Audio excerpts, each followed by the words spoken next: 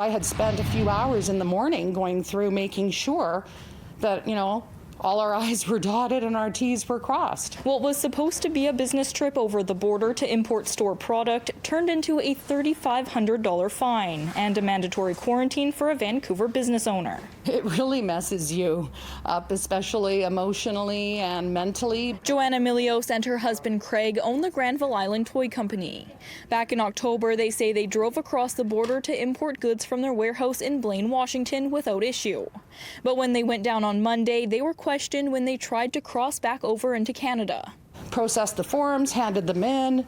The customs officer then calls me back and says, "Why is there two of you?" And he looks at me and says, "Well, you're exempt, but he's not." I'm like, "Well, why is that?" "Because it doesn't take two of you." I said, "Well, I just explained I can't lift the boxes and I do the forms." So next thing I know, after asking him to show me where it says this, and so that I know for future reference, he couldn't produce any information as to why we were not both exempt. Handed my husband a $3,500 fine and forced him into a 14-day quarantine. Milio says she understands the current restrictions requiring all land travelers entering Canada to provide a pre-arrival COVID-19 test and submit a suitable quarantine plan.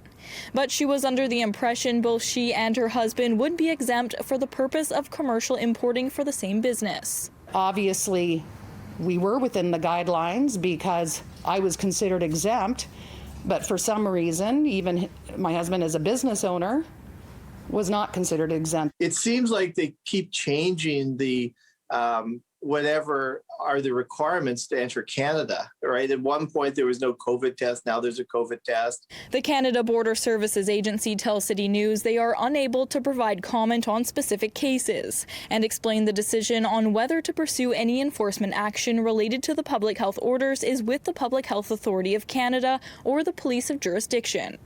The CBSA also pointed to Canada's Order in Council, outlining traveller obligations and requirements for testing and quarantine.